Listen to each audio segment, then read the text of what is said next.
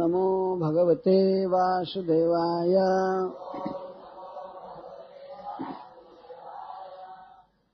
ओम नमो भगवते वासुदेवाय।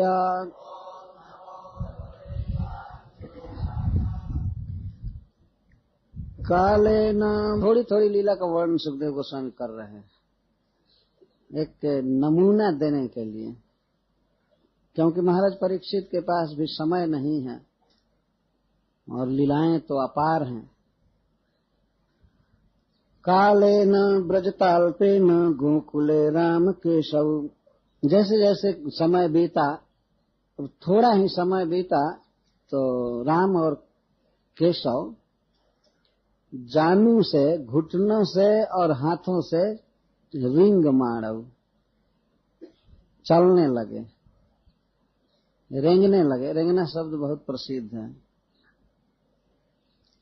जमीन पर जैसे छोटे छोटे जीव चलते हैं वैसे चलने लगे। जमीन से ऊपर नहीं उठ सकते थे, भूमि से ऊपर पैर पर खड़ा होने की अभी शक्ति नहीं थी। सब लोग ऐसे चल करके आए हैं। हरिश्वरी जी ने लिखा है कि भगवान लोक का अनुकरण कर रहे हैं। भगवान ने देखा, भावे कहते हैं, भगवान ने देखा कि जब तक मैं लोक का अनुकरण नहीं करूंगा, अनुसरण नहीं करूंगा, तब तक लोग मेरा अनुसरण नहीं करेंगे।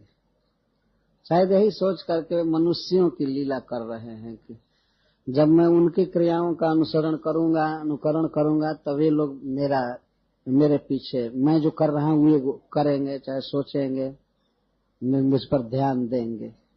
तो इसलिए वे सब लीलाएं कर रहे हैं।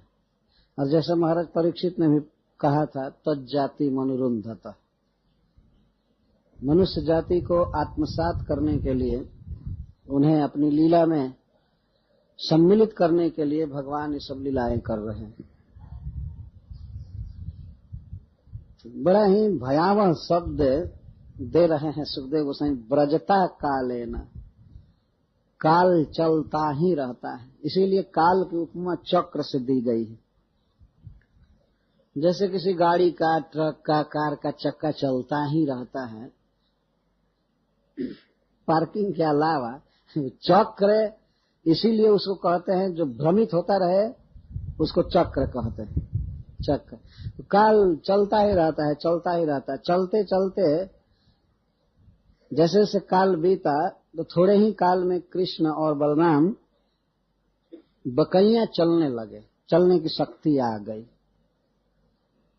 बड़ा ही सुंदर शब्द है एक प्रकार से। क्या भगवान को भी काल ने शक्ति दिया? मनुष्यों के जो बच्चे होते हैं तो समय बीता, धीरे धीरे बल बढ़ता है, तो क्या भगवान में भी बल की वृद्धि धीरे धीरे हो रही है? हाँ, ये सत्य है। योग माया के द्वारा भगवान विवश है। ऐसा नहीं है कि वे नकल कर रहे थे नहीं चलने का। जैसे पहले लेटे रहते थे वैसे लेटे रहते थे। औत्थानिक लीला आप लोगों ने सुना, जिस दिन करवट बदले थे तो उस दिन उत्सव किया गया, तो उसके पहले करवट भी नहीं बदल सकते थे। तो कुछ दिन तक करवट तो बदल लेते थे, परंतु चल नहीं सकते थे। घुटने से भी, हाथ से भी नहीं चल सकते। तो सुखदेव गोस्वामी कहते हैं, ब्रजता अल्पेन कालेन, बीतते हुए थोड़े समय में ही राम और केशव घुटनों और हाथ के बल चलने लगे। बकैया कहते हैं इसको चलने। घुटनों चलत रेणु तन मंडित, मुखदध लेप किए, शोभित कर नवनीत। सूरदास जी ने गाया है। इस तरह से चलते हैं, चलने की शक्ति उसमें नहीं। तो कृष्ण को केशव क्यों कह रहे हैं सुखदेव गोस्वामी? राम तो खैर बहुत सुंदर लग रहे हैं, रमणीय हैं, इसलिए उनको राम कहो। केशव को इसलिए ऐसा कह रहे हैं कि भगवान कृष्ण के जो केश थे वो अभी से बड़े ही सुंदर दिख रहे थे सुखदेव गोस्वामी। केश व का अर्थ होता है बध्नाति या मंडयति, जो अपने केशों से दूसरों को सुख दे या बांध ले उसको केशव कहते हैं। तो इतने आकर्षक केस हैं कृष्ण के कि जो भी देखता है तो उनके केसों पर दृष्टि चले जाते है, आकर्षित हो जाता है। तो सुखदेव गोस्वामी भी आकर्षित हो रहे हैं, इसलिए केशव शब्द दे रहे हैं। नहीं तो केशव क का अर्थ है ब्रह्मा, इस का अर्थ है शिव जी। तो यहाँ पर कौन शिव जी और ब्रह्मा को कंट्रोल कर रहा है? उठने की शक्ति ही नहीं है तो वो अर्थ नहीं लिया जा सकता है। ये केशों की सुंदरता का भाव है। तो राम और केशव जानुभ्याम सपाणीभ्याम रिंग माणव बीजाहृत। हरिश्वरी जी कहते हैं कि बहुत काल से यह पृथ्वी दुखी थी, तो भगवान अपने हाथों से ऐसे थप थप करके चल रहे हैं जो पृथ्वी पर, तो उसको आश्वासन दे रहे हैं, उसका मानो आंसू पोंछ रहे हैं कि तुम दुखी मत हो, मैं आ गया हूं। तो जानू से चल रहे हैं और हाथ से ऐसे ऐसे चल रहे हैं, आश्वासन दे रहे हैं, पृथ्वी को सुखी कर रहे हैं। और बीजहृतु जानू से और पानी से, हाथ से चलने में कृष्ण और बलराम को बड़ा सुख मिल रहा है, इसलिए विहार करने लगे, ऐसा कह रहे हैं। ऐसा नहीं कि कष्ट से कहीं चल रहे थे, बहुत आनंद उत्पन्न हो रहा था, विहार कर रहे थे। तावंघ्रिजुग्ममनुकृष्य सरीसृपन्तौ घोष प्रघोष रुचिरं ब्रज कर्दमेषु। तो दोनों भाई अपने अपने जुगल पैर को खींचते थे, घसीटते थे। अंघ्रि जुग्मम अनुकृष्य माणव, खींचते हुए चलते थे। और कैसे चरण थे? घोष प्रघोष रुचिरम, उनके चरण घोष प्रघोष से रुचिर थे। घोष कहते हैं बाजों को, जो शरीर में गहने लगाए हैं कृष्ण बलराम, तो उससे बड़ा सुंदर सुंदर नाद निकल रहा है, ध्वनि निकल रही है। तो मुख्य रूप से हाथ में कुछ कंकड़ है, उसकी आवाज आती है, और कमर में करधनी है, छोटी छोटी घंटियां हैं, और पैर में नूपुर। तो वे चलते हैं तो ये बहुत बजते हैं। तो घोष प्रघोष रुचिरम, इन आभूषणों के प्रघोष से, बहुत सुंदर घोष से दोनों चरण बड़े सुंदर लगते हैं उनको। और वास्तव में वो जो बकैया चल रहे हैं, तो चलते हैं तो ज्यादा अपने चरण के और करधनी के, हाथ के आभूषणों की ध्वनि सुनने के लिए वो उसको सुनना चाहते हैं बार बार, इसलिए वे बार बार चलते हैं, रेंगते रहते हैं कि आवाज हो। तो ये नहीं जानते कहाँ की आवाज हो रही है। चरण के नूपुर की ध्वनि, करधनी की ध्वनि और कंकड़ की ध्वनि को, और गले में भी कुछ ऐसी घंटी जैसी लटकाई रहती है, तो वे नहीं जानते कि कहाँ से सुंदर आवाज आ रही है, लेकिन चलने पर ही आवाज होती है, इतना जान गए हैं, तो इसलिए चलते हैं। तन्नाद हृष्ट मन सब, आगे लिखा गया है, तन्नाद हृष्ट मन। तन्नाद मतलब शरीर में लगे हुए घंटियों आभूषणों के नाद से हृष्ट मन सब, बड़े खुश होते हैं, बड़े आनंदित होते हैं, और इसलिए चलते हैं। तो कहीं दोनों भाई चले और फिर अगर बैठ गए तो ध्वनि नहीं होती है, तो फिर चलते हैं उसी को सुनने के लिए। इस तरह चलते रहते। कहाँ चलते हैं? ब्रज कर्दमेषु, ब्रज के कर्दम में चलते हैं। इतना दूध होता है ब्रजमंडल में कि दूध से धरती भींजी रहती है, भूमि सिक्त रहती है, कीचड़ हो जाती है। और कहीं कहीं बछड़े बंधे रहते हैं, तो बछड़ों के मूत्र से भूमि गीली रहती। ब्रज कर्द में, अथवा जानबूझ करके कीचड़ में ही चलते हैं। इसके दो भाव हैं, या तो ब्रज की भूमि जहां वो रहते हैं वहां इतना दूध दही गिरता रहता है कि कीचड़ मचा रहता है, कितना संभाल कर रखा है।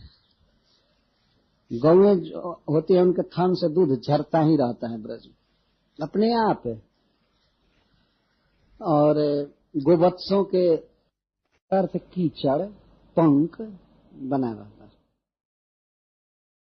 तो उसमें चलते हैं, रेंगते हैं। ब्रजकर्दमेश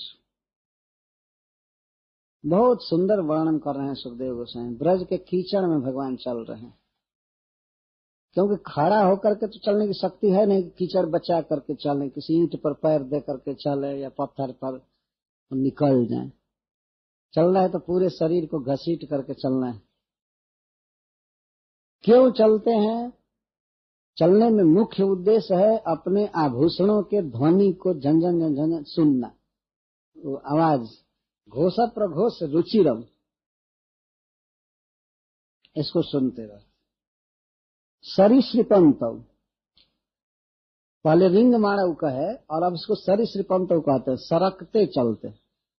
यहाँ सरीसृपंतव से तात्पर्य है कि प्रारंभ में केवल घुटना और हाथ के बल से नहीं चल सकते थे, कहीं कहीं पूरा पेट भी घसीटना पड़ता था शुरू में।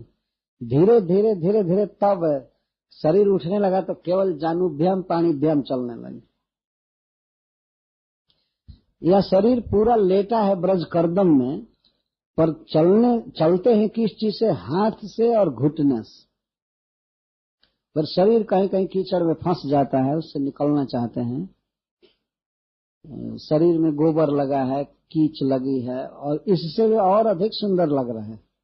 सुंदरे किम असुंदरम, सुंदर व्यक्ति को कुछ भी पहना दिया जाए फिर भी वो सुंदर लगता है, कुछ भी असुंदर नहीं। तो तन्नाद हृष्ट मनुष्य अनुसृत्य लोकम, इसी शब्द पर हरिश्वर जी ने कहा अनुसृत्य लोकम, किसी लोक का अनुसरण करते हैं, खास करके ब्रज गोपियों का। अभी कभी कभी भ्रम हो जाता है कृष्ण बलराम को किसी गोपी को देखकर, ब्रज सीमंतनी को देखकर कि ये मेरी माँ है। माँ शब्द नहीं जानते हैं वे, माँ शब्द का पता नहीं है, लेकिन इतना पता है कि इसकी गोद में मैं रहता हूँ, चाहे जो भी भाव हो। माँ या पिता ये सब शब्द वो नहीं जानते थे, लेकिन ये समझते थे कि जिसका दूध पीता हूँ, जिसके गोद में रहता हूँ वही है। तो पीछे पीछे झटपट झटपट जाने लगते थे बकैया चलते हुए, बहुत जल्दी जल्दी। लेकिन बाद में देखते थे वो नहीं है, तो भयभीत हो करके, डर करके कि ये अनजान व्यक्ति है, वो फिर लौटते थे, भागते थे जल्दी जल्दी, माता यशोदा और रोहिणी की तरफ जल्दी जल्दी भागते। मुग्ध प्रभीतवत, प्रभीत मुग्ध का अर्थ अज्ञ और प्रभीत का अर्थ बहुत अधिक डरे हुए कि अनजान व्यक्ति है, हमारे ज्ञान से बाहर की स्त्री है। तो प्रभीतवत, डर करके भागते थे। उपयंती, और कहाँ आते थे? मात्र, माता के निकट आ जाते थे भागकर। यह दिन भर लीलाएं चलती रहती थी, केवल एक दो बार की बात नहीं। हरिश्वरी जी इस पर उत्प्रेक्षा करते हैं, भगवान अपने चरण के आभूषण को सुनकर खुश हो रहे हैं, आनंदित हो रहे हैं। तो इस पर वे कहते हैं कि जो मेरा अनुगमन करता है और मेरे चरण में रहता है, जो मेरे पीछे पड़ा हुआ है, तो उसकी ध्वनि को सुन करके मैं आनंदित होता हूं। जब भक्त लोग कीर्तन करते हैं तो भगवान बहुत आनंदित होते हैं। कहते हैं उनके चरणों के दास, लेकिन उनके मुख से कुछ आवाज निकलती है तो उससे भगवान को बहुत प्रसन्नता होती है। तो अपने ही चरण के आभूषण को सुनने के लिए, उसके ध्वनि को सुनने के लिए वो चलते हैं, सुनते रहते हैं। भक्तों को हमेशा आश्वासन रखना चाहिए, धैर्य रखना चाहिए कि भगवान हम पर ध्यान दे रहे हैं। ध्यान ही नहीं दे रहे हैं, बहुत पसंद करते हैं। चुपचाप रहने वाले भक्तों को उतना पसंद नहीं करते हैं जितने गाने वाले को। हरे कृष्णा कृष्णा कृष्णा हरे हरे, हरे राम राम राम हरे।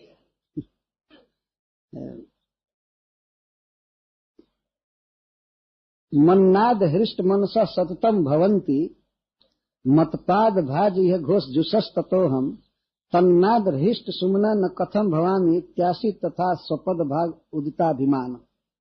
भगवान ने विचार किया कि मन्नाद हृष्ट मनसा, मेरे नाद से जिनका चित्त प्रसन्न होता है। मैंने भी कुछ नाद किया है, भगवत गीता कहा है या भागवत में जहां तहां बोला है। तो हमारे नाद को, हमारे गीत को सुन करके जिनका मन प्रसन्न होता है और जो मेरे चरण में रहते हैं, दास हैं, तो उनके घोष को सुन करके मैं क्यों नहीं प्रसन्न होऊंगा। जो हमारी बात को सुनकर प्रसन्न होते हैं तो वे कुछ बात करेंगे तो वो मैं क्यों नहीं सुनूंगा।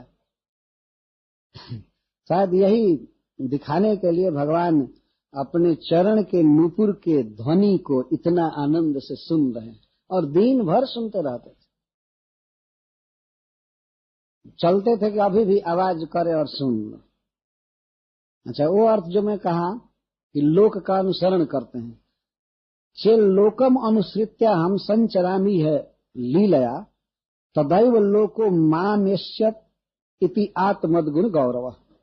यदि मैं लोक का अनुसरण करूंगा लीला करते हुए, तभी लोक मेरा अनुसरण करेगा, मेरे गुणों को ग्रहण करेगा। जब मैं लोक के गुण को अपनाऊंगा तो लोक मेरा गुण पकड़ेगा, मेरा अनुसरण करेगा। भगवान बहुत चतुराई से सोचकर लीला सब कर रहे हैं। बहुत अच्छा है, हरीश्वरी जी कहते हैं। इस तरह भगवान न करें तो उनको कौन पूछेगा। ये स्वाभाविक है। इसको आज की भाषा में साइकोलॉजिकल विचार कह सकते हैं कि भगवान मन में सोच रहे हैं कि क्या करूं कि लोग मेरे पीछे पड़े। भगवान ने सोचा कि लोग के पीछे पड़ूं मैं। तो वे भगवान जिनके पीछे ब्रह्मा जी हैं, शिव जी हैं, सारा वेद सरस्वती सब गुण गाते हैं, शेषनाग वगैरह, और वे किसी व्यक्ति के पीछे दौड़ते हैं, अनुसरण करते हैं। आज भी बच्चों को देखा जाता है ऐसे करते हैं, किसी व्यक्ति को देख करके और वे उसके पीछे चलते हैं। तो कृष्ण बलराम इस तरह से चल रहे हैं, तो लोक का अनुसरण करते हैं। नहीं भगवान इंद्रियों से परे रहे, ब्रह्मा शिव आदि के स्वामी बन करके रहे, तो यहाँ उनका अनुसरण कौन करेगा। जब वे लोक का अनुसरण नहीं करेंगे तो कौन करेगा। तो भगवान इसीलिए अनुसरण कर रहे हैं। आकृष्टम पदतः सताम अघचयम स्वांगानुसक्तम मुहुर गत्वा तत्सविधम तदीय कर्तः सम्मार्जयाम्यंजसा येषु मद गुण कीर्तनैक वचसो ये शुद्ध सत्वामृतस प्रश्लिष्यद हृदया मदर्पित गृहाचारोपचारा नरा ब्रज कर्दम लिप्तेन गच्छता मातुरंतिकम अबोधि माधवेनेदम जतस्तत्र तथा स्फुटम। भगवान ब्रज के कर्दम में चल रहे हैं, ब्रज के कीचड़ में, तो अपने पैर से वे कीचड़ कुछ लेते जा रहे हैं। पैर में कर्दम लगा है, पंख लगा है, तो लेते जा रहे हैं। तो जाते हैं तो माँ इनके कीचड़ को पोंछ देती है। भगवान यहाँ पर यह कह रहे हैं कि मैं जीवों के, खास करके भक्तों के पाप को ले लेता हूं, लेकिन हमारे पंख को भी भक्त ही साफ करते हैं और मुझे पवित्र कर देते हैं। जो मां जसोदा इनके कीचड़ को धो देती है, साफ कर देती है, और भगवान रोज कीचड़ ले रहे। ये एक भाव हरीश्वरी जी कहते हैं कि ब्रज के कर्दम में भगवान क्यों लेटते हैं। तो भगवान ने सोचा कि जो मेरे लिए ही सारा गृह व्यापार रखा है, सारा कार्य मेरे लिए, दूध दही सब कुछ मेरे लिए, तो उसके चरण रज में ही रहना मेरे लिए ठीक है। ऐसे महान प्रेमियों के चरण रज में रहकर अपने शरीर को पावन करना चाहिए। इसीलिए भगवान ये सब लीला कर रहे हैं। लोग कीचड़ में रहना चालू किए। गोप गोपी और गौओं के चरण रज से वो सिक्त रहता था, धूली। जैसे भगवान अपने को पवित्र करना चाहते हैं। तो इस तरह वे माँ के पास लौटते हैं तो तन्मातरौ निज सुतौ घृणया स्नुवन्त्यौ पंकांगरागरुचिरौ उपगुह्य दौर्भ्याम दत्त्वा स्तनं प्रपिबतः स्म मुखं निरीक्ष्य मुग्ध स्मिताल्पदशनं यजतुः प्रमोदम्। हनुमान जी ऊपर है क्या?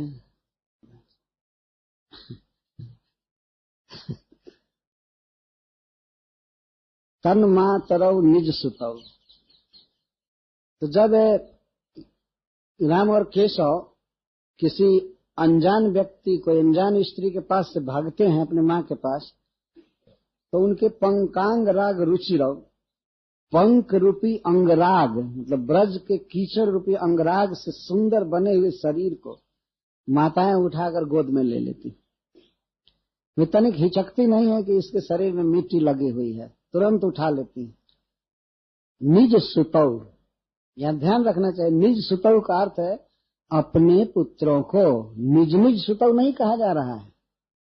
यह नहीं समझना चाहिए कि सर्वदा रोहिणी बलराम जी को उठाते थे और जसोदा कृष्ण को उठाते थे।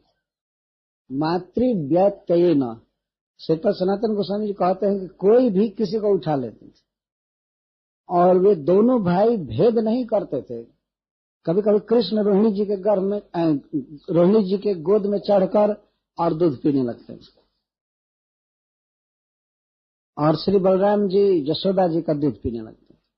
ये निज सुतौ है। निज सुतौ मतलब अपने पुत्र। तो निज निज शब्द रहता तब उसका अर्थ होता अपने अपने पुत्र। घृणयाश्नुवन्त्यो, वे माताएं कैसी हैं? घृणा से उनके दूध चू रहे। संस्कृत में घृणा का अर्थ होता है स्नेह, ठीक हिंदी से विपरीत। हिंदी में लोग प्रयुक्त करते हैं घृणा, घृणा का अर्थ है हेट, नहीं पसंद करना, लेकिन संस्कृत में घृणा का अर्थ है स्नेह, प्रेम। तो घृणया स्नुवन्त, स्नेह से दोनों माताओं के दूध चूते रहते थे। तो पंकांग राग रुचिरौ, पंक रूपी अंगराग से रुचिर बने हुए, सुंदर बने हुए उनको अपने दोर्भ्याम, अपने दोनों बाहों से उठाकर और दत्वा स्तनम,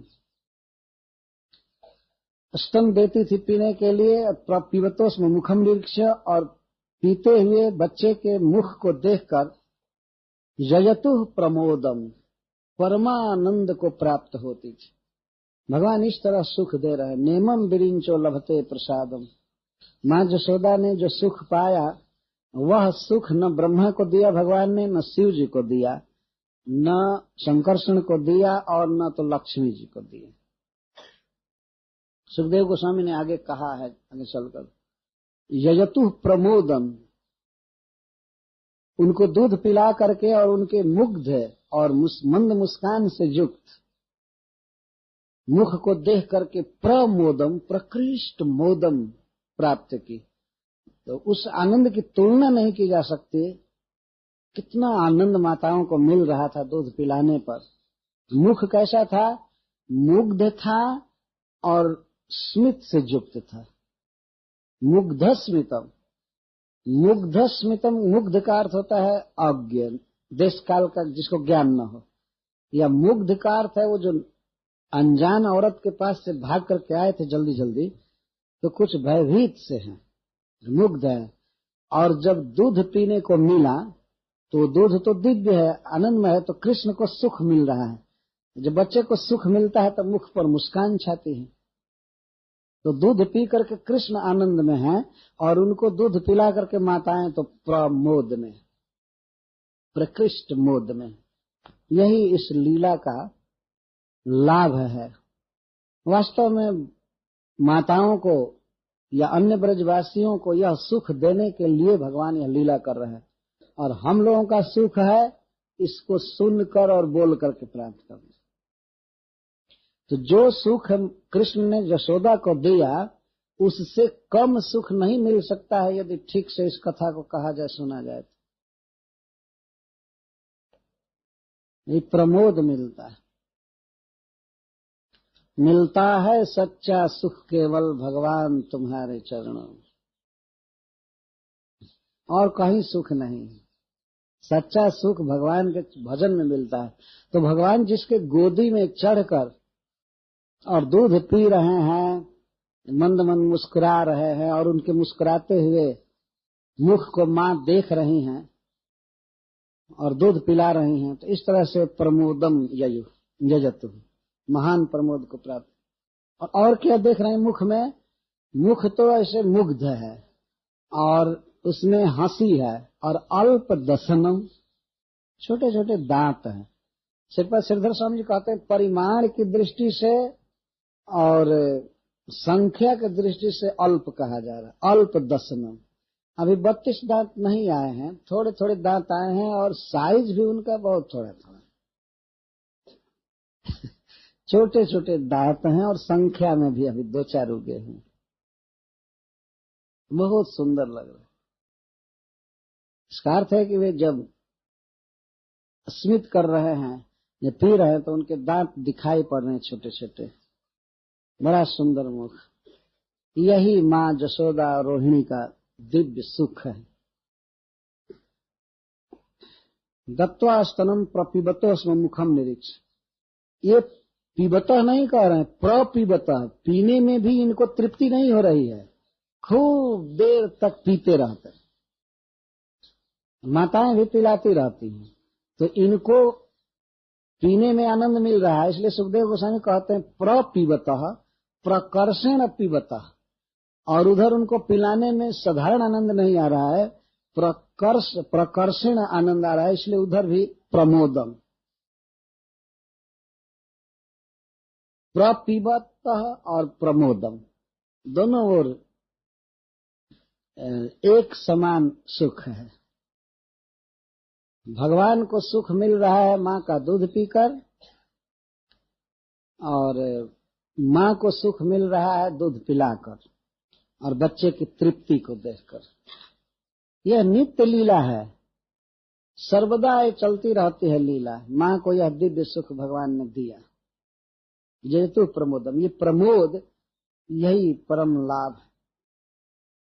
उसे सुख में और कृष्ण में भेद नहीं है। ऐसा नहीं समझना चाहिए कि यह सुख है लक्ष्य है और भगवान की सेवा जो है साधन है। नहीं, सेवा करके सुख प्राप्त हुआ, लेकिन वह सुख और तरह से होने लगे तो सेवा नहीं करेंगे, ऐसा नहीं। वो सुख है और वो सेवा दोनों एक वस्तु है।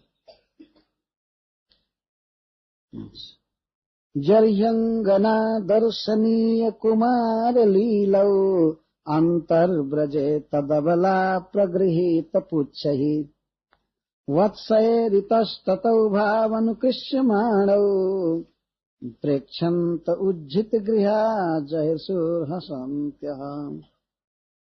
जब अंगनाओं के स्त्रियों के लिए दर्शनीय कुमार लीला करने लगे दोनों बच्चे, दोनों भाई अंतर्ब्रज, ब्रज में क्या क्या करते थे। यहाँ एक बात कही जा रही है कि अंगना दर्शनीय लीला, अंगना स्त्रियों को कहते हैं। छोटे छोटे थे तो अभी पुरुषों के समाज में बहुत कम जा रहे थे। छोटे छोटे बच्चे स्त्रियों के बीच ही रहते हैं, तो इसीलिए सुखदेव गोस्वामी कहते हैं इनकी जो लीलाएं होती थी अधिकतर अंगना दर्शनीय थी, स्त्रियों के द्वारा दर्शनीय, देखने ही जो। कुमार लीला कर रहे थे अंतर ब्रजे। तो ब्रज की गोपियां अबलाएं इनकी लीलाओं को देखा करती थी। एक लीला का वर्णन सुखदेव गोस्वामी कर रहे हैं कि जानू से और घुटने से, हाथ से चलते हुए कृष्ण बलराम कहीं कहीं जाते थे तो बछड़े बैठे रहते थे, गोवत्स गायों के छोटे छोटे बच्चे बैठे रहते थे, तो जाकर उनका पूंछ पकड़ लेते थे। कभी कभी एक ही साथ 2-3 बछड़े का पूंछ पकड़ते थे या कभी एक का, तो पूंछ पकड़ने से वो बच्चे खड़े हो जाते थे, वो बछड़े, और इधर उधर चलने लगते थे, भागने लगते थे। तो पहले पूंछ पकड़ते थे और वो भागने लगते थे, तब ये और जोर से पकड़ लेते थे कि छूट न जाए। ये नहीं जानते थे कि छोड़ देंगे तो हम सेफ रहेंगे। थोड़ा पकड़ते थे और वो खींचते थे तो ये भी खींचे जाते थे, तो और दृढ़ता से पकड़ लेते थे और आय आय आय रोने लगते थे कि ये क्या हो गया यह बुद्धि नहीं है कि छोड़ दे। तो फिर रोने लगते थे, आय आय आय आय करते रहते थे। तो गोपियां दौड़ती थी बछड़े को रोक करके और तब इनको हटाती थी, और वो केवल रोते थे, यह भी नहीं कहते थे कि छोड़ा हो या ये करो, क्योंकि भाषा भी जानते नहीं थे। बोलना नहीं जानते थे, कुछ कहते नहीं थे मुझको छुड़ाओ या ये हो गया, केवल रोने लगते थे। प्रगृहित पूछे, तो जहां परब्रह्म को, भगवान को बछड़े अपने पूछ में घसीट रहे हैं, उस ब्रज की महिमा को कोई क्या कहेगा बताइए। हरीश्री जी तो लिखे हैं, ये तो सबसे बड़ा आश्चर्य हो गया। आज तक हमने सुना था कि भगवान इंद्रियों से परे हैं, गो से परे है। गो माने इंद्रिय और गो माने गौए, तो इंद्रियों से परे हैं और उनको इंद्रियां अपने पूंछ में घसीटे, ये तो अजीब बात हो गई। जो इंद्रियातीत है, पर ब्रह्म है, चिन्मय सत्ता जिनकी है, उनको भी छोटी छोटी इंद्रियां और अपने पूंछ में इनको घसीट रही हैं ब्रज में, तो क्यों नहीं विस्मय हो जाएगा। गोपियों को बड़ा विस्मय होता था, और गोपियों में कोई कोई गोपी श्रुति है। हरीश्वर जी कहते हैं श्रुतियां भी गोपी बनी हुई हैं, ये 10वें स्कंध में लिखा गया है वेद स्तुति में। तो उनको विस्मय हो रहा है, तो कहते क्यों नहीं वेद को विस्मय होगा। श्रुतियां तो आज तक यही जानती थी कि भगवान इंद्रियों से परे हैं, और वही भगवान इंद्रियों के द्वारा खींचे जा रहे हैं ब्रज करदम में, और रो रहे हैं, छोड़ने की भी शक्ति नहीं। अंत में आकर के गोपियां छुड़ाती हैं, वही श्रुति रूपिणी गोपियां। तो वो श्रुतियां वर्णन करती, नहीं नहीं इंद्रियों से परे है ब्रह्म, छुड़ा करके और उसको ठीक करती। इस तरह से हरीश्वर जी ये अपनी उत्प्रेक्षाएं करते हैं। जहां भगवान गाय के पूंछ में खींचे जा रहे, घसीटे जा रहे, वो धाम कितना महान होगा। और वहां के वासी, जहां गौएं भगवान को पूंछ में खींच रही हैं, तो दूसरे मनुष्य क्या करेंगे, उनके बस में क्यों नहीं भगवान होंगे। वत्सय ऋतस्ततः प्रगृहित पुच्छय वत्सय इतस्ततः अनुकृष्य मानव। प्रगृहित पूछे, प्रगृहित शब्द बता रहा है, जब बछड़े उठते थे तो और भी प्रकर्षण पकड़ लेते थे पूछ। और वो कृष्ण बलराम ऐसा अनुभव करते थे कि हम पर संकट आ गया है। अरे अपने आप बछड़े की पूछ पकड़ रहे हो, भाग रहा है तो छोड़ दो। लेकिन वे सोचे कि अब हम छोड़ेंगे तो कोई और दुख में पड़ जाएंगे, इसलिए पकड़ लिए, तो वे घसीट रहे हैं जहां तहां। यह बात है कि बछड़े जो हैं बहुत कोमल भूमि पर बैठते थे, और गोबर भी ठंडा ठंडा पड़ा रहता था जहां तहां, पानी कीचड़, इसलिए बहुत कोमल जमीन पर घसीटते थे, कंकड़ पत्थर कांट पर नहीं घसीटते थे। और वत्सय शब्द बहुवचन है, अगर एक एक बछड़े को पकड़े होते एक एक भाई, तो 2 वचन में रहता है। तो इसका अर्थ श्रीपाद सनातन गोस्वामी करते हैं कि हो सकता है कभी कभी एक ही साथ कई बछड़े का पूछ पकड़ लेते होंगे, अथवा पकड़ पकड़ कर और फिर गोपियां छुड़ाती होंगी तो फिर पकड़ते रहते होंगे, दिन भर इनका यही काम रहता होगा। वत्सय ऋतस्ततः अनुकृष्य मानव, खींचे जाते थे, घसीटे जाते थे, यही इनका आनंद था। भगवान हरीश्वर जी कहते हैं कि भगवान इस लीला के द्वारा यह सिद्ध कर रहे हैं कि चाहे मैं और अवतारों में भले इंद्रियों से परे हूं, लेकिन इस अवतार में मैं सबके इंद्रियों के अंदर आ रहा हूं, इसलिए इंद्रियों से मेरा भजन करो। हरे कृष्णा कृष्णा कृष्णा हरे हरे, हरे राम राम। मन में तो शुरू में ही आ गए, वसुदेव जी के मन में आ गए। मन इंद्रियों का नायक है, और अब छोटी छोटी इंद्रियों के भी अधीन घूम रहे हैं। इसलिए इंद्रियों को लगाना चाहिए, आंख से भगवान को देखना चाहिए, वाणी से कीर्तन करना चाहिए, कान से श्रवण करना चाहिए, नासिका से उनकी सुगंध सूंघनी चाहिए, उनका स्पर्श करना चाहिए। भगवान कृष्ण इंद्रियों से परे नहीं, जो भगवान इंद्रियों से परे हो रहते रहे। इनको तो इंद्रियां घसीट रही है इधर उधर, और घसीट करके मानो इंद्रियां इसको प्रचार करना चाहती हैं। भगवान भी प्रचार करते हैं कि देखो अपने इंद्रियों के बस में कोई मुझे कर सकता है। तो भगवान को दर्शन करना चाहिए, ऐसा नहीं सुनना चाहिए भगवान इंद्रियों से परे हैं, हम क्या करें। क्या करे कैसे करे, गजब हैरान हूँ भगवान तुझे कैसे रिझाऊं मैं। गजब हैरान हूँ भगवान। अरे क्यों हैरान हो रहे हो? हरे कृष्ण महामंत्र जपो, प्रणाम करो, भगवान सुलभ। और कोई भक्ति न हो तो ब्रज के धूल में लूटना चाहिए जहाँ भगवान लूटे हैं खूब। तो भगवान भी आ करके यहाँ खींचे जा रहे करदम में, कीचड़ में, और तो वहां पड़े रहना भी एक बहुत बड़ी भक्ति है। कई आचार्यों ने कहा है कि अगर भगवान कृष्ण ब्रज से बाहर खड़ा होकर कहें कि आओ यहाँ मेरा दर्शन करो, तो मत जाओ, मत करो। वृंदावन सीमा के बाहर हरिहू को न निहार, रेमन वृंदा विपिन निहार। ब्रज के बाहर, वृंदावन के बाहर अगर कृष्ण हो तो उनको भी देखने मत जाओ। ये अनन्यता के आवेश में कुछ भक्त कहते हैं, भटकत फिरत गौड़ गुजरात। कुछ लोग गुजरात जाते हैं द्वारकाधीश का दर्शन करने, कुछ लोग उधर जगन्नाथ जी का दर्शन करने जाते हैं, इधर उधर जाते हैं। उसी पर कहते हैं भटकत फिरत गौड़ गुजरात। कुछ लोग भटक रहे हैं इधर उधर। अरे ब्रज के धूल में लौटो, यहाँ भगवान लौट रहे हैं। यही इसी रज के सहारे पड़े रहेंगे तो भगवान तो सुलभ हैं ही। कौन ऐसा धाम है जहाँ भगवान को बछड़ा अपने पूंछ में लपेट कर खींच रहा हो? कोई है ऐसा धाम? वत्स इतस्ततः अनुकृष्यमाण, इतस्ततः में यहाँ वहां तो खींचे जा रहे हैं, खींचे जा रहे हैं। ये लीला करते। तो गोपियां घर का काम छोड़ करके उज्जित गृहा, इनको देखने में ही लगी रहती थी हमेशा। घर का काम नहीं कर पाते, पहले तो इनको बचाने के लिए और ये लीला देखने के लिए ऐसा करती रहती थी। अभी छुड़ाया तब तक 10 मिनट के बाद फिर वही, फिर रोने लगते थे, फिर खींचे जाते थे। तो जहेसु उज्जित गृह जहेसुर हसंत, बहुत प्रसन्न होती थी, हंसने लगती थी ठठा करके कि ये अभी इनमें कितना बल आ गया हाथ में। ये कोमल कोमल हाथ है और चला नहीं जाता है, कोई चीज हाथ से उठा नहीं सकते, लेकिन पूंछ पकड़ने में इनके हाथ में इतनी शक्ति कहाँ से आ गई? खींचे जा रहे थे तो वे हंसती रहती थी। घर का काम धंधा छोड़ करके कृष्ण बलराम को देखती रहती थी।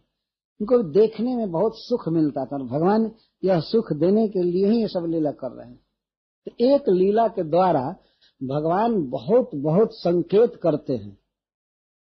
जैसा हरिश्री जी ने बताया है कि भगवान की जो लीलाएं होती हैं वो प्रयोजन शून्य नहीं होती हैं, और इसके साथ ही साथ एक ही बार में वो कई कई प्रकार की बातों को प्रकट करते हैं। इसका ये आशा है, इसका ये आशा है, इसका ये आशा। वास्तविक उसका आशय तो है ब्रज गोपियों को सुख देना, वहां के भक्तों को सुख देना, लीला करना। और एक आशय है कि बाद में भक्त लोग हमारी इन लीलाओं का गान करेंगे, श्रवण करेंगे तो उनको सुख प्राप्त होगा।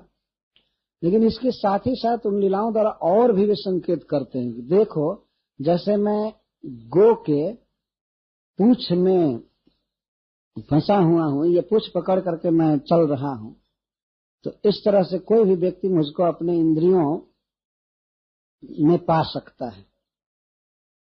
लेकिन ध्यान रखना चाहिए कि इंद्रियां कृष्ण को नहीं पकड़ी हैं, कृष्ण इंद्रियों को पकड़े हैं। हरिश्री जी ये कहते, भूल नहीं करनी चाहिए कि इंद्रियां भगवान को बस में कर लेंगी, लेकिन भगवान जब इंद्रियों को पकड़ेंगे तब क्या होगा? गौ माने इंद्रिय और गौ माने गाय। बस भगवान स्वयं ही जिसके इंद्रिय में आना चाहें तो कौन रोक सकता है? तो भगवान ये संकेत कर रहे हैं कि मैं, इंद्रियां मुझे नहीं पकड़ सकती हैं, मैं इंद्रियों से अतीत हूं, लेकिन मैं किसी की इंद्रिय में आ सकता हूं, और ऐसा आ सकता हूं कि वे इंद्रियां हमको जैसे चाहे नचा सकती। हम रासलीला में देखते हैं एक भगवान की गोमय लीला होती है, गोबर से उनका श्रृंगार किया जाता है। एक बार कोई गोपी आई कृष्ण का दर्शन करने के लिए, लेकिन वो कुछ गोबर चुन रहे थे, गोमय गाय का गोबर लेने आई थी, बहाना की थी नंद बाबा के खिड़क में। तो कृष्ण ने कहा कि तुम चोर, इधर क्यों आई, क्यों इधर आई। तो कुछ बातें चली, मुझे पूरा ध्यान नहीं है, लेकिन कृष्ण ने कहा कि ठीक है तुम गोबर ले जा सकती हो, लेकिन मुझे माखन दो। तब एक एक के खेप पर एक एक लोंदा माखन लूंगा। तो गोपी के घर में माखन की तो कोई कमी नहीं थी। उसने कहा ठीक है, लेकिन तुम उठाओ गोबर को। वो अपनी टोकरी में उठा देती थी तो कृष्ण उसको उठाते थे। कृष्ण ने कहा भी है कि अपनी माँ से कि माँ ये हमसे गोबर उठवाती है हा करके, इतना हमको तंग करती हैं। मैया जब मैं घर पे चलूं बुलावे ग्वालिन घर में माँ, और उसी में कहें कि हमसे गोबर उठवाती, तो गोबर उठाते हैं।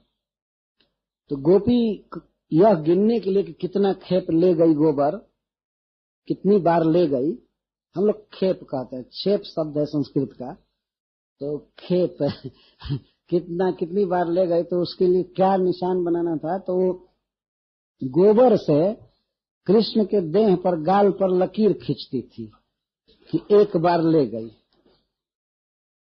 तो उधर से फिर आती थी ले जाने में, तो कृष्ण सोचते थे तो बहुत देर कर रही है, इस तरह से तो मेरी कमाई बहुत कम होगी।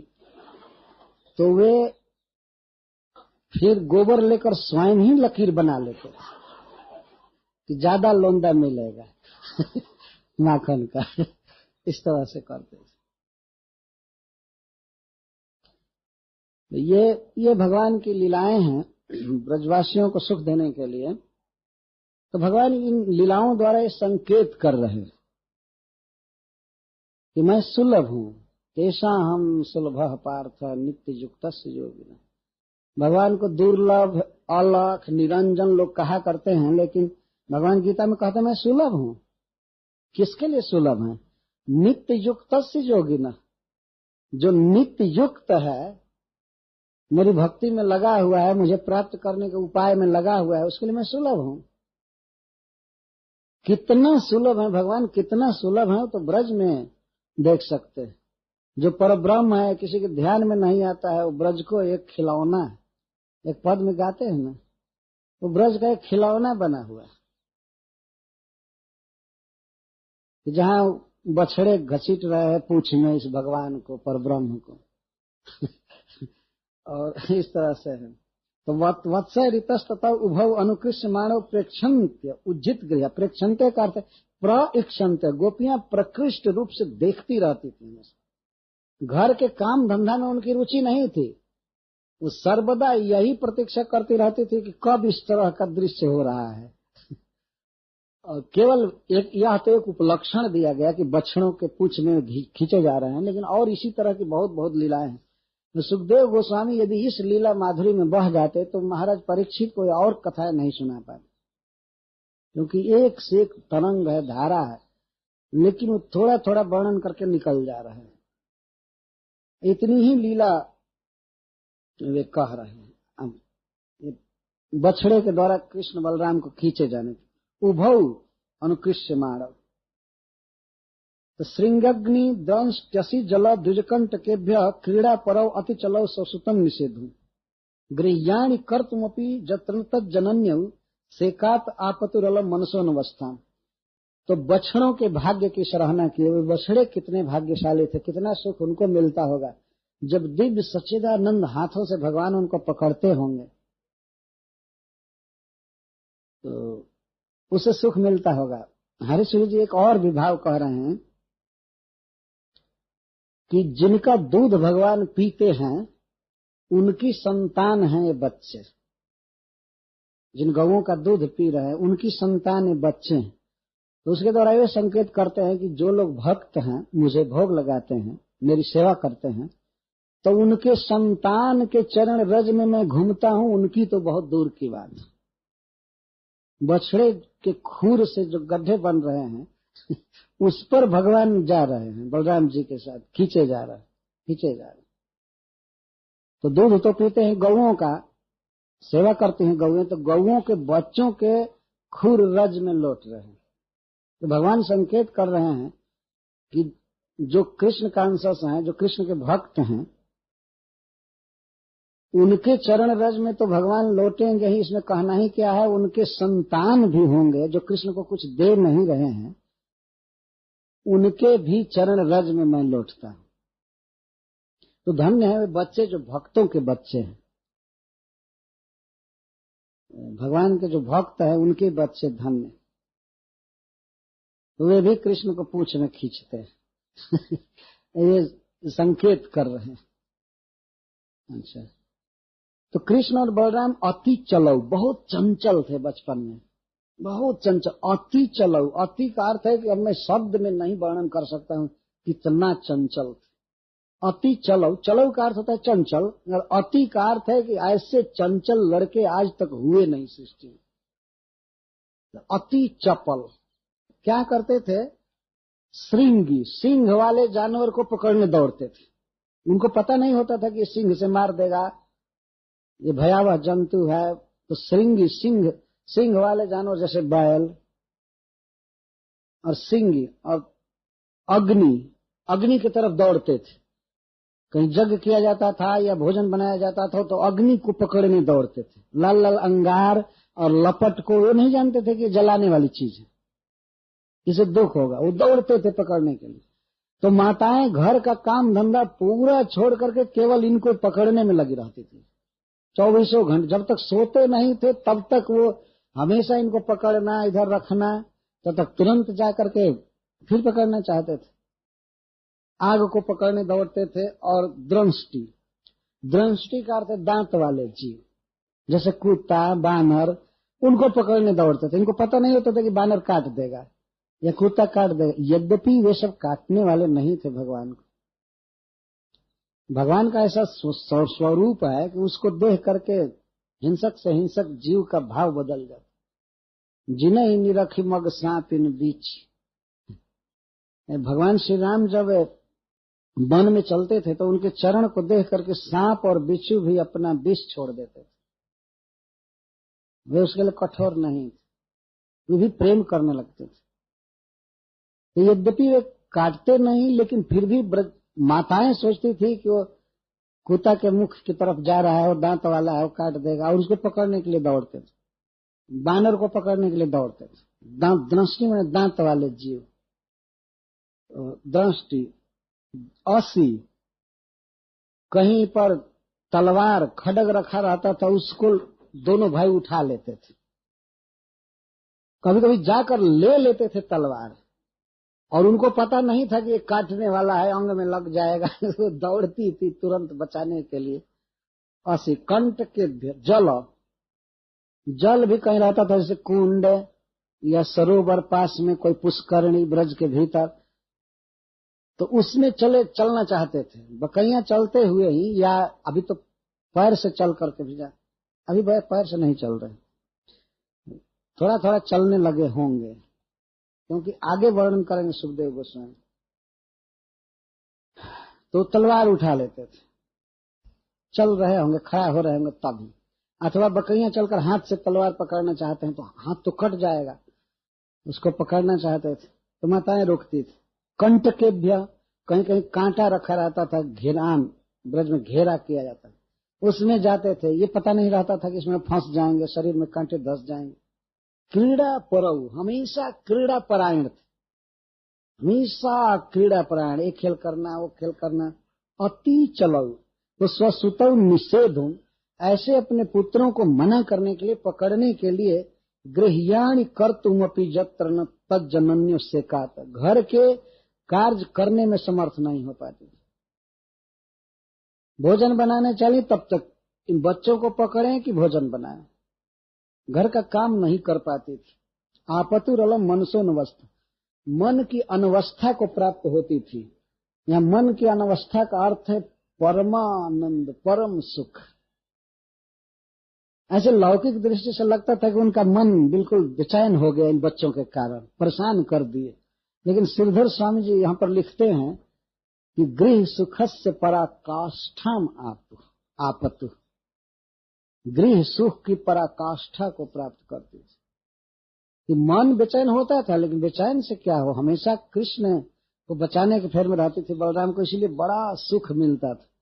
तो घर का काम धंधा ये छोड़ ही चुकी थी, हमेशा इनको देखना पड़ता था। अनवस्था मन अनस्थैज, मन चंचल रहता था और हमेशा कहती थी कैसे ऐसी लड़के कैसे हो गए, इतना क्यों चंचल हैं, ये हैं वो हैं। तो भगवान यही सुख देने के लिए माताओं के प्रति ये व्यवहार कर रहे थे, हमेशा इन सब वस्तुओं को पकड़ना चाहते थे। तो जल के पास जाते थे तो उनको डूबने से बचाना, कंटक से बचाना, सिंह वाले दांत वाले जानवर आदि से बचाना, अग्नि से बचाना, इसी में दिन भर लगे रहते थे। तो काले नाल्पेन राजर से राम कृष्णश्च गोकुले अघृष्ट जानुभि पदभीर विचक्रमतुरंजसा।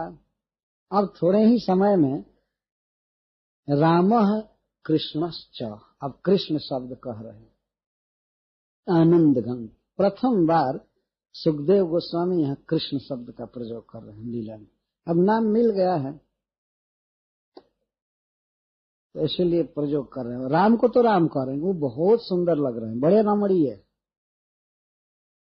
तो और कृष्ण तो परमानंद घन सर्वाकर्षक हैं ही, इसलिए कृष्ण दे रहे हैं।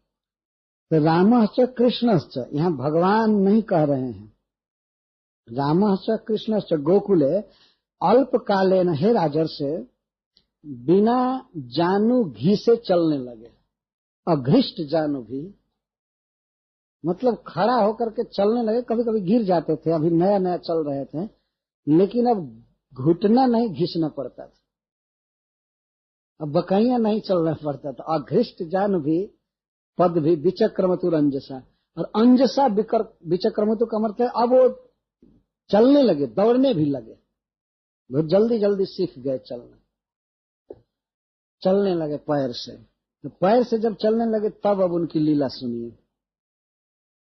अभी तो घर में बंद रहते थे, बहुत कम दूर तक चलते थे, आदमी घुटने से कितना दूर जाएगा, रेंग करके और बकैया चलकर कितना दूर जाएगा, इसलिए बहुत थोड़े क्षेत्र में रहते थे। और जब पैर से फ्री चलने लगे दोनों भाई, तब उद्यम मचाना चालू किए ब्रज में। और मुख्य उद्यम क्या था? चोरी अभी चालू कर। और वह किस लिए? ब्रज स्त्री नाम मुदन चिक्रीड़े, ब्रज की स्त्रियों को परम सुख देने के लिए कर रहे हैं। यहाँ पहले सुखदेव गोस्वामी कह देते हैं, और गोपियों को परम सुख मिलता था, परंतु उनके उलाहना से ऐसा लगेगा कि ये तो तंग हो गई है। परंतु ध्यान रखना चाहिए, भगवान उन्हीं को आनंद देने के लिए सब लीला कर रहे हैं और उनको परम आनंद मिला। ततस्तु भगवान कृष्णो वयश्चैर्ब्रज बालकैः सह राम ब्रज स्त्रीणाम चिक्रीड़े जनयन मुदम। अब तक तो दोनों भाइयों की लीला को समवेत रूप से कह रहे थे, लगभग समान लीला चलती थी, लेकिन कृष्ण अब लीला करने में कुछ आगे बढ़ गए बलराम जी से, खास करके यही चोरी में, इसलिए उनके लिए अलग कह रहे हैं। और भगवान कृष्ण कह रहे हैं।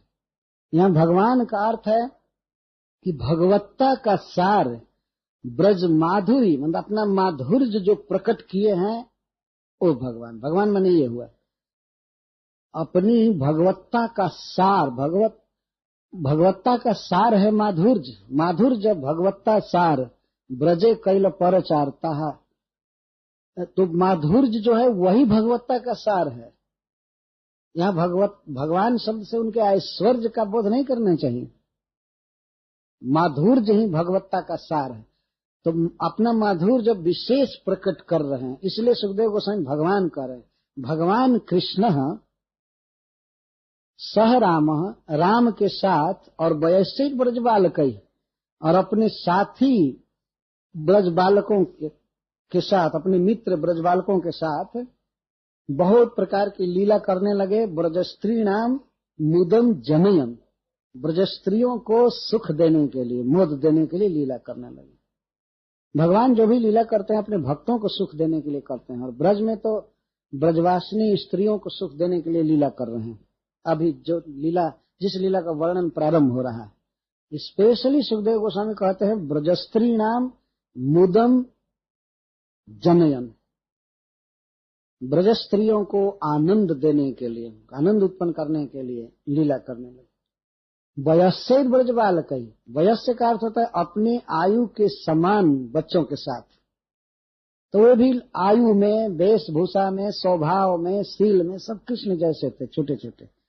कृष्ण चोरी करने के लिए तो जितने ब्रज के छोटे छोटे बच्चे थे सब मिले, सब कृष्ण को चाहते ही थे, ये भी उनको चाहते थे, क्योंकि चोरी में भी बहुत सहायता की जरूरत है। कृष्ण छोटे छोटे बच्चों को लगाते थे कि तुम उस द्वार पर खड़े रहो, उधर देखो कहाँ है गोपी। तो मुख्य चोरी का उपाय इनका होता था बछड़ों को खोल देना। असमय में, गोदोहन का समय नहीं रहता था, उसी समय बछड़ों को खोल देते थे। जहां तहां कई गोप थे इसलिए एक साथ खोलते थे कि घर की जितनी भी स्त्रियां थी, गोपियां और गोप सब बछड़ों को पकड़ने में, बांधने में लग जाते थे। तब तक घर में जाकर के और खूब खाना चालू। तो चोरी में, भगवान की लीला में इनके साथियों का सहयोग बहुत जरूरी था। इसलिए वयस्सेर ब्रज बालक। और हरिश्चंद्र जी कहते हैं कि कोई भी काम करना हो, चाहे अच्छा या बुरा, तो अपने से बड़े को मिलाकर रखना चाहिए। इसे बलराम जी को साथ में रखे, सह राम। तो बड़ा भाई अगर भेद दे देगा तो काम नहीं हो सकता। यद्यपि वो सुशील थे, बलराम जी चोर नहीं थे, लेकिन कृष्ण उनको मिलाकर रखते थे चतुराई से। यद्यपि कभी कभी बलराम जी कहते थे कि देखो तुम्हें चोरी छोड़ दो, नहीं तो एक दिन भोगना पड़ेगा। दे माखन की चोरी छोड़ कन्हैया, मैं समझाऊं तो तुमको मैं समझा रहा हूं, ये चोरी छोड़ दो, ये ठीक नहीं। ऐसे माँ जसोदा कह रही है, नहीं तो तुम्हारा विवाह अभी नहीं होगा, अभी बातचीत चल रही है बरसाने में, किसी को पता लग जाएगा कि लड़का चोर है तो फिर वो लोग चोर से विवाह करेंगे ना, इसलिए चोरी छोड़ दो। बलराम जी भी बीच बीच में कहते थे ठीक काम नहीं है, चोरी छोड़ दो। लेकिन कृष्ण किसी न किसी तरह से उनको फुसला लेते थे, है कि नहीं भैया, जानते नहीं, धन किसी तरह से कमाना चाहिए अपना, अपने घर का तो ठीक है लेकिन और का खाना चाहिए। कभी कभी इस तरह की बातें करते थे मजाक। वास्तविक बात ये थी कि पूरा घर ब्रजमंडल में कृष्ण का था, पराया घर होने का प्रश्न ही नहीं था। घर सब अपना घर है, इसमें पराया क्या, चोरी क्या है? चोरी है ही नहीं, चोरी इसको नहीं कहते हैं। खाएं, सब जगह स्वाद मिलता है, खाएं। तो सह राम पाले कह रहे हैं। हरिश्चंद्र जी कहते हैं कि जब कहीं कोई कार्य करना हो या अच्छा बुरा, तो अपने से बड़े को जरूर मिलाकर रखना चाहिए।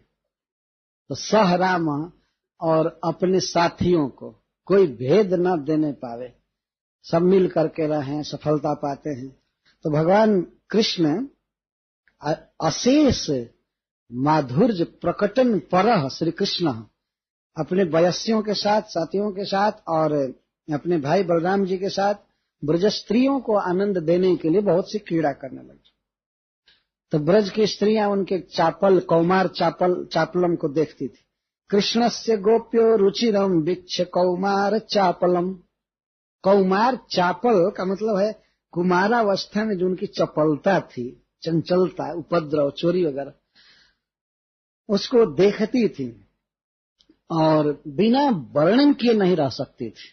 इतना उनको अच्छा लगता था कि वो तो देखती थी, माखन खाते हैं, ये लीला करते हैं, वो लीला करते हैं, और भी करते हैं बहुत तरह की, तो उसका वर्णन करने की लालसा से माँ जसोदा के पास आ जाती थी। बाहर से तो ऐसा भाव बनाते थे कि उलाहना देने आई है, लेकिन वो वर्णन करने आती थी और कृष्ण को देखने आती थी कोई उपाय रचकर। तो श्रृणवत्या के लिए तन मातु रीति होचु समागता। तो तन मातु कृष्ण की माता यशोदा के पास आकर और वे गोपियां इस तरह से कहती थी, हे रानी जी, ये जो आपका पुत्र यहाँ खड़ा है, ओ नाको दम कर दिया है, बहुत उपद्रव किया, इसके उपद्रव की बात हम आपसे सुनाती हैं, क्या क्या कर रहा है। हम ग्वालिन हैं, हम लोगों का दूध का ही काम धंधा है, दूध से जीती हैं, लेकिन ये क्या करता है, वत्सान मुंचन क्वचित समय, क्वचित असमय, जब समय नहीं होता है अभी गोदोहन का, उसी समय वत्सान मुंचन, बछड़ों को खोल देता है, बछड़ों को खोल देता है, मतलब कि गौओं का दूध बछड़े पी जाए। और कभी कभी कृष्ण बछड़ों को खोलते थे और कोई गोपी गाली देती थी कि तुम्हारे बाप का बछड़ा है, क्यों खोला, क्यों खोला? तो कृष्ण कहते थे तो मैं तुम्हारे बछड़े को खोला तो बछड़ा दूध पिएगा ना कि मैं पीऊंगा? तुम्हारा बछड़ा बलवान होगा, हमको इसमें क्या मिला? और हत्यारिणी बछड़े को बांध रही हो, बाएं बाएं कर रहा है और चलती हो बराबर में, खोल दिया तो कोई तुम्हारा दूध मैं थोड़े ले जाऊंगा घर में, तुम्हारा बछड़ा बलवान होगा, ये होगा। पकड़ में आ जाने पर ऐसा कहते थे। तो बछड़ा क्यों खोलते थे कि एक ही सब वत्सन बहुवचन में, तो बछड़े खुल जाएंगे, वो लोग दौड़ेंगे पकड़ने के लिए इधर उधर घर से बाहर, और उसी समय जाकर घर में जो भी ताजा माखन दही रखा है खूब खाएंगे, इसके लिए खोलते हैं। तो असमय का अर्थ ये है। और क्वचित असमय का अर्थ गोदोहन का समय नहीं होता उस समय, और क्वचित का अर्थ है। हाँ, इस पर एक प्रश्न उठाया श्रीपाद सनातन गोस्वामी ने कि माँ जसोदा कहती हैं कि असमय में खोल देता है, तो तुम लोगों को तो सावधान रहना चाहिए ना, कोई खोल दिया तो खोलते समय है इसको पकड़ ले, डांटे न खोले, और खोल दिया तो बछड़े को पकड़ ले। तो कहती हैं क्वचित, क्वचित का अर्थ है कि जब हम घर के काम धंधा में व्यग्र रहती हैं उस समय खोलता है, हमको पता भी नहीं चलता है कि कब खोला क्या खोला। जब हल्ला होता है कि बछड़े खुल गए तब हम जानती, तो हम क्या करें। और क्रोश संजात हास, और तो माँ जसोदा ने कहा कि तो तुम लोग डांटती नहीं हो बच्चे को, डांटना चाहिए ना, क्रोश करना चाहिए, आक्रोश, उसको कुछ धमकी देनी चाहिए कि अगर खोले तो थप्पड़ मारूंगी, ठीक कर दूंगी, ऐसा नहीं कहती हो।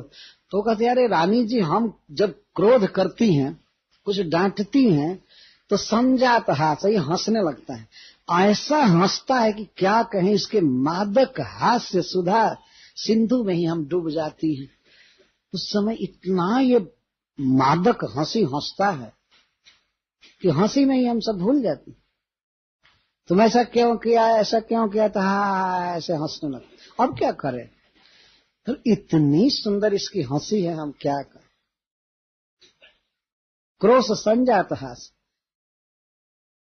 हरीश्वरी जी कहते हैं कि भगवान शिक्षा दे रहे हैं कि कोई कितना भी क्रोध करे, स्वयं क्रोधित नहीं होना चाहिए, प्रसन्न रहना चाहिए।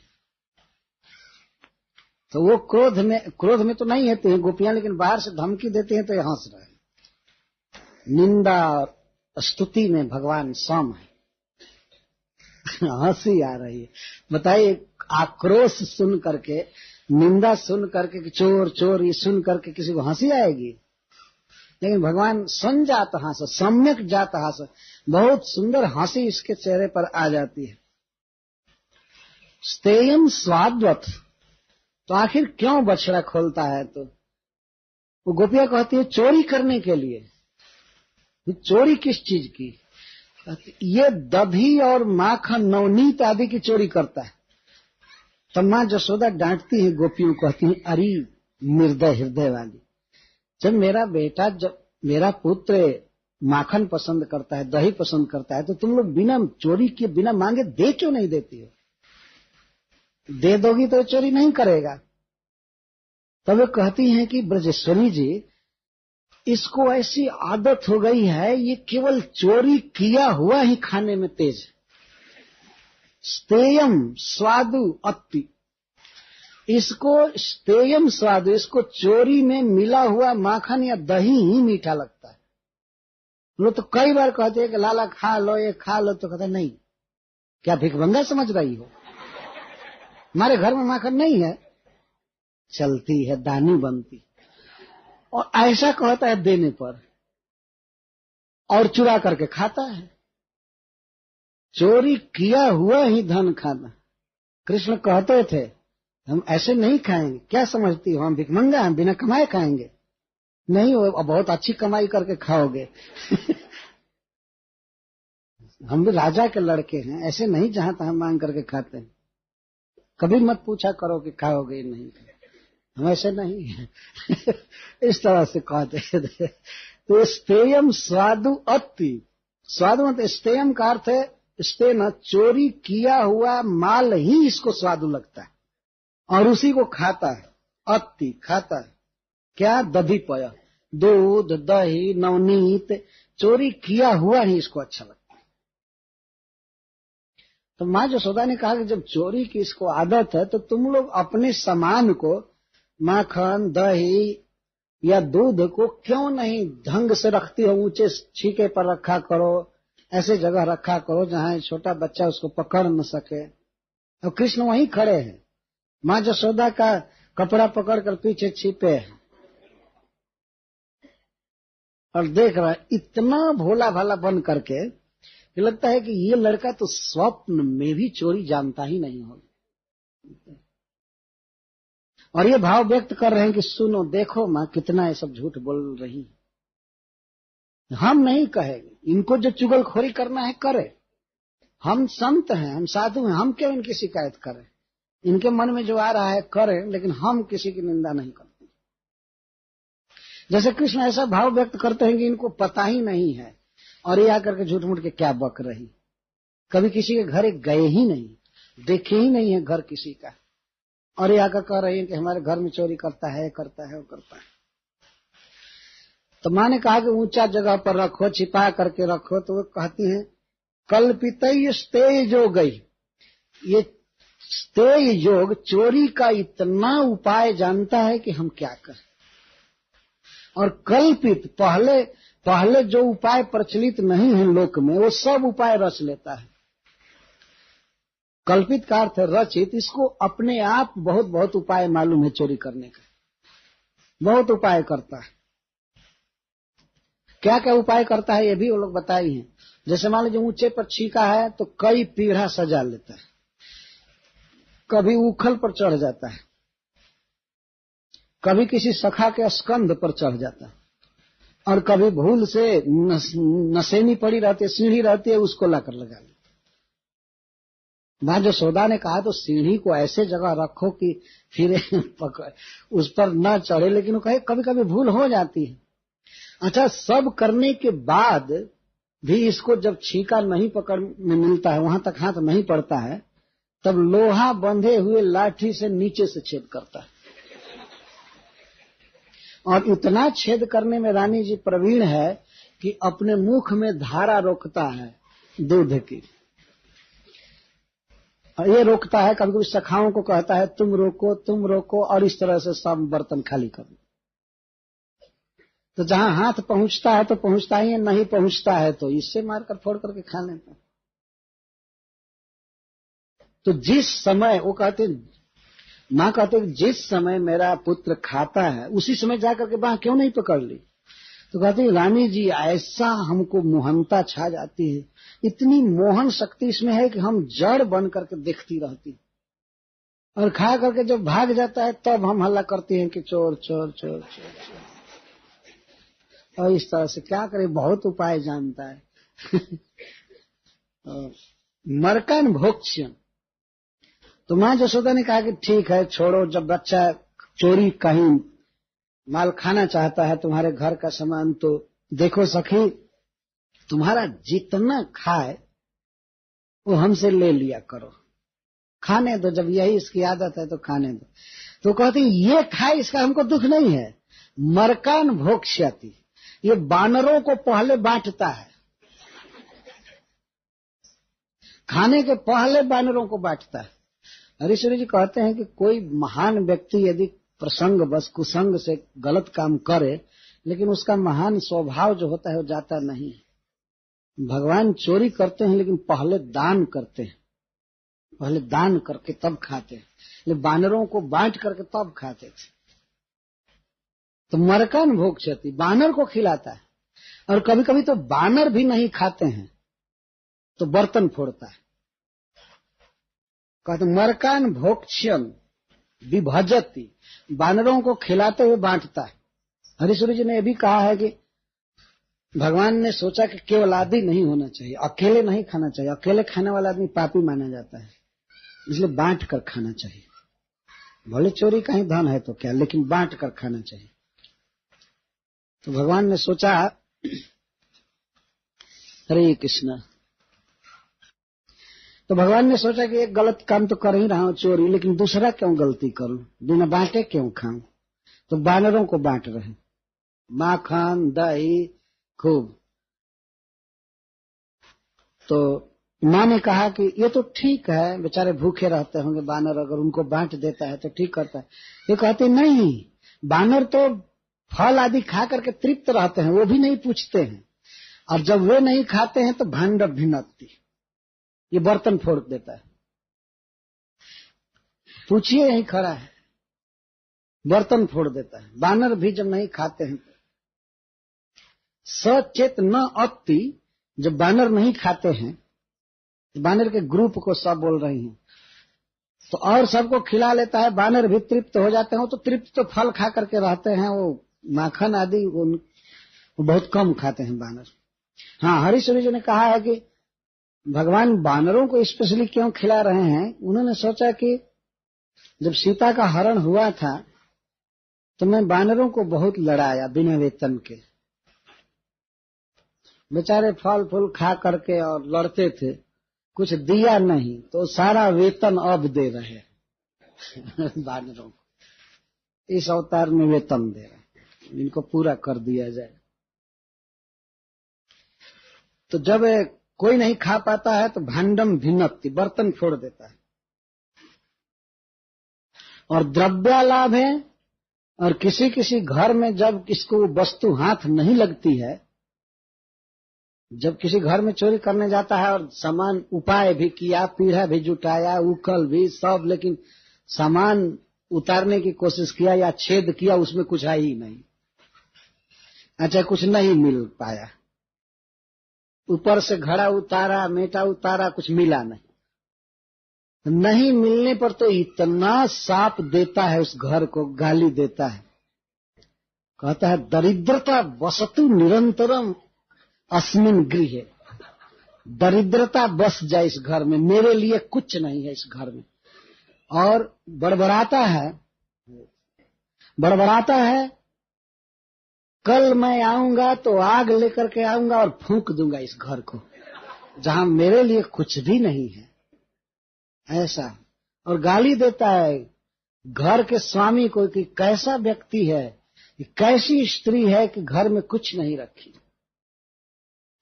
जिसके द्वारा भगवान ने शिक्षा दे रहे हैं कि जिसके घर में घी दूध दही न हो तो भगवान भी रंज हो जाते हैं, रखना चाहिए। हम लोग सुने हैं कि नंदगांव में आज भी लोग माखन रखते हैं ताजा और उसका भोग नहीं लगाते हैं, भगवान रोज खाते हैं छिप करके घर घर में, ये भाव है।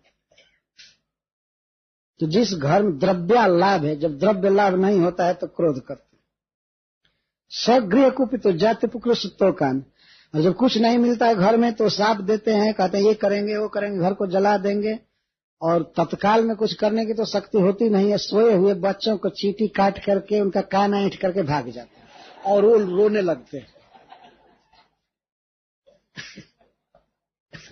मानो जगा रहे हैं कि भजन करो, क्यों सोए हो इस तरह से। और बच्चे आए आए करने लगते हैं घर में नहीं मिलता है तब बच्चों को तंग करते हैं, मिल जाता है तो चुपचाप संतुष्ट होकर चले जाते। हस्ताग्राह्य रचयति विधि पीठ कोलू खला दे, हस्त से जो अग्राह्य समान होता है तब पीढ़ा, पीढ़ा समझे है ना, पीढ़ा जिसमें छोटे छोटे पैर होते हैं, लकड़ी का ऐसे बना होता, बेंच सजाता है पीढ़ा। और पीठ या पीठ बच्चों के पीठ पर चढ़ते हैं, जो भी हो, या उनके कंधे पर चढ़ा। उलू खलाद दे, छिद्रम अंतर्निहित बहिना, अंतर्निहित बहिना, किस बर्तन में क्या माल है इसको इसका ज्ञान रहता है। माँ यशोदा ने कहा कि इसको कैसे पता चलेगा कि तुम्हारे बर्तन में क्या रखा है, उसका मुख तो ऊपर रहता है, इसको कैसे पता चलता है कि उसमें अनाज है कि घी है कि तेल है कि दही है, दूध है, क्या है? तो ये कहते हैं वयुना, इसको अंतर्निहित वयुना, अंतर में क्या है इसको सब पता होता है। ये पूरा जान गया है कि इस बर्तन में घी रखा जाएगा तो ऊपर इस तरह का वातावरण छाएगा, स्निग्ध होगा, सिक्त होगा। घी रखा जाएगा तो ऐसा होगा, दूध रखा जाएगा तो ऐसा होगा। और अभी ये भी इसको पता चल जाता है कि ताजा माल है इसमें, इसको पता चल जाता है। सब बाहरी आकार प्रकार से वो खाते खाते चोरी करते करते पूरा मिला चुका है किस बर्तन में क्या होगा। और इसीलिए अगर नहीं मिलता है उसके बाद भी तो छेद करता है। सिक्के भांडे सुतद। तो माँ ने कहा कि तो तुम लोग अंधकार से पूर्ण घर में रखा करो सब सामान, अंधकार भरी कोठरी में रखो, वहां जाएगा ही नहीं। तब वे कहती हैं मैया ध्वांतागारे, हम लोग तो पहले से ही ध्वांतागार में अंधकार से पूर्ण घर में सब सामान रखती हैं, लेकिन धृतमणि गणम स्वांगमर्थ प्रदीपम, एक तो इसका अंग ही जो है वो प्रदीप है, चमकता रहता है प्रकृष्ट दीपक जैसे। इसका सांवला शरीर है लेकिन नील मणि की तरह जगमग करता रहता है। तो जिस घर में जाता है वो वहां का अंधकार दूर हो जाता है, वो घर आलोकित हो जाता है। और उस पर तुमने मणि गण धृतम, अनेक मणियां पहना दिया है तो अंधकार रहता ही नहीं। प्रकारांतर से व्यंग कर रही हैं, बच्चा तो ऐसा चोर है ही, तुम भी सहायता कर रही हो चोरी करने में, और गहना सजा दी। चोर को गहना पहनाना चाहिए और आभूषण लगा करके जाता है, तो ऐसे देह ही इसका चमकता है अंधकार में, और ऊपर से गहना पहना दिया और कह रहे हो कि अंधकार में रखो। हम कहाँ रखें, सारा अंधकार तो नष्ट हो जाता है। इस चोर के देह पर इतना गहना पहनाना ठीक नहीं। उनके कहने का आशय ये था। और कृष्ण तो सब चुपचाप सुन रहे थे। भगवान अपनी कथा शांति से सुन रहे हैं, बीच में बहस नहीं कर रहे हैं। तो धृत मणि गणम स्वांगमर्थ प्रदीपम, और अर्थ प्रदीप का अर्थ है कि प्रयोजन साधित करने भर इसके अंग से ज्योति निकल जाती है पर्याप्त। अर्थ प्रदीपम, प्रयोजन के लिए इसका अंग जो है, शरीर है, प्रदीप है, प्रकृष्ट दीप है। अच्छा ठीक है, सब कुछ करता है लेकिन फिर भी सावधान रहा करो। तो कहते हैं सावधान क्या रहे, खाक सावधान है क्या, घर का काम नहीं करे। ठीक जब हम घर के काम धंधे में व्यग्र होती है उसी समय चांस इसको मिलता है, क्योंकि इसकी सेना है, इसके साथी हैं, सबको लगाए रहता है कि कब गोपियां घर के काम में व्यग्र होती हैं। ये बच्चे जाकर के सूचना देते हैं और बस उसी समय जाकर के सब चोरी करता है। एवं इतना ही नहीं करता है, अभी तो केवल चोरी की बात कही ना, माता जी इतना ही नहीं करता है, धार्ष्टामी उसती, इतनी धृष्टता करता है, इतनी धृष्टता करता है हम क्या कहें। बड़ी बड़ी गोपियों को भी भाभी कहता है, ये इतनी धृष्टता करता है। और कहता है कि हमारी इच्छा है मैं तुम्हारे साथ विवाह करूंगा। अभी विवाह का मतलब नहीं जानता होगा ये बच्चा, लेकिन जहां तहां ये बात कहता रहता है। इसकी धृष्टता देखिए, बहुत धृष्टता करता है। और एक धृष्टता करता है, कभी कभी जब हम लोग इसको पकड़ लेती हैं और कहती हैं रे रे चोर चोर, तो उल्टे कहता है तुम चोर हो, तुम चौर, अहम गृह स्वामी, मेरा घर है, निकल जाओ इस घर से, ऐसा डांटता है। इतनी धृष्टता करता है, मेरा घर है, मैं घर का मालिक हूं, तुम जाओ। चोर कहती अभी निकलवा दूंगा घर से, जानती हो मैं कितना अपने पिताजी का प्रिय लड़का हूं, अभी जाकर नंद बाबा से कह दूंगा तो बस तुमको निकाल देंगे। और तुम कुछ भी जाकर के कहो, हमारे पिताजी इतने विश्वास करते हैं हम पर कि वो तो कुछ भी नहीं कहेंगे। हाँ माँ कुछ है, डांटती है, लेकिन उसको भी मैं ठीक कर लूंगा, जाओ कहो। कह कर क्या करोगी। तो ये धार्ष्टानी उसती और कुरुते मेहना देनी वास्तव। और वास्तव जब हम किसी देवता की पूजा करने के लिए कोई स्थान लिपति पोतती हैं, लेपन करके पोत करके जब चिकना करती हैं तो वहां पर बिलार और किसी जीव का मल लाकर डाल देता है। कहीं किसी चीज से, फरसा से, चाहे जैसे तैसे उठा करके कृष्ण डाल देते। मेहना देनी, मेहन का अर्थ है शौच कर देना, पेशाब कर देना, लेकिन ध्यान रखना चाहिए कि भगवान के दिव्य शरीर में ये सब चीज नहीं है। रुक्मिणी जी ने कहा है कि भगवान के देह में मल नहीं है, मूत्र नहीं है, दाढ़ी मूछ केस इस प्रकार के नहीं,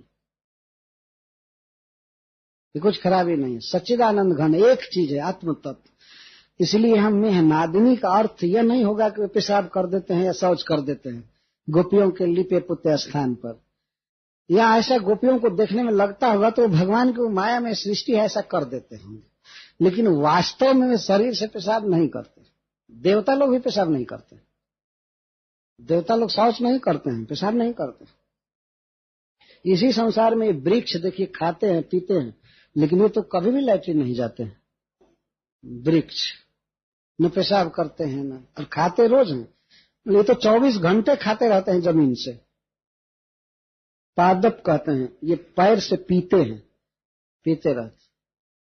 तो भगवान भी दिव्य अंग वाले हैं, तो वे तो ये सब करते नहीं हैं।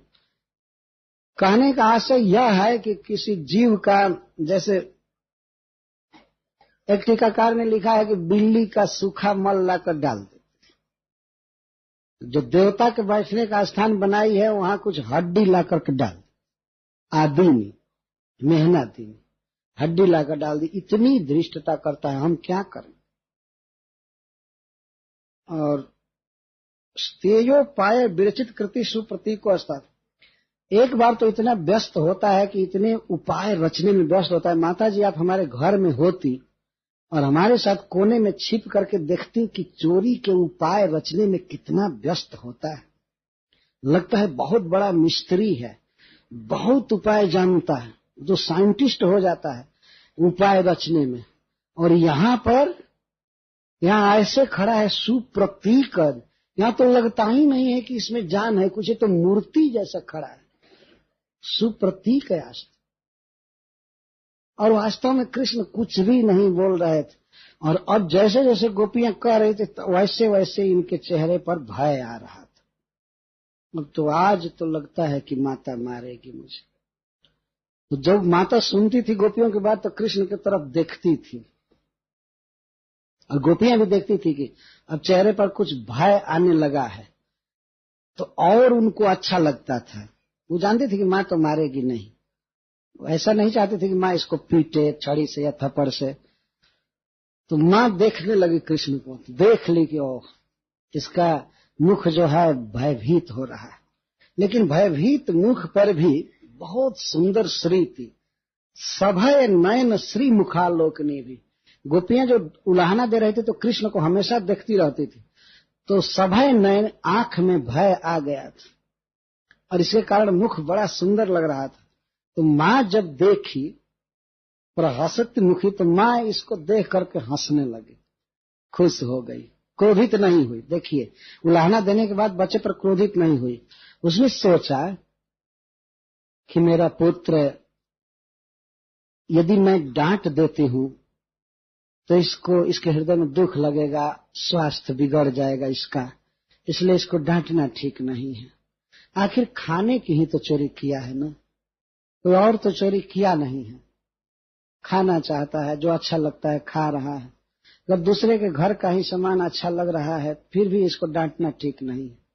तो वो लोग व्याख्यातार था, उसके साथ वो लोग सारा कृष्ण कथा कही, सारा दोष वर्णन की, लेकिन माँ ने उपालब्धु न इच्छा, इच्छा तक नहीं किया कृष्ण को डांटने का, डांटी नहीं। केवल इतना ही कहा, जो कह रहे हैं ऐसा करते हो क्या, ये जो गोपियां कह रही हैं ऐसा करते हो। वो तो चुप मुंह लटकाए थे, वो प्रतिकार नहीं कर सके। और तो समझ गए कि बिल्कुल प्रमाण है और पीटेगी, तो इतना भयभीत नेत्र से हो गए। तो माँ ने कहा अरे बेटा कोई बात नहीं, उठा करके गोद में रख लिया। और तब कृष्ण गोपियों को कहते हैं आओ करो करो तुम। तो हरीश्वरी जी कहते हैं कि जब कोई गलत काम करना हो जानबूझ करके, तो अपना जो प्रधान व्यक्ति हो उसको मिला लेना चाहिए, तब निर्भय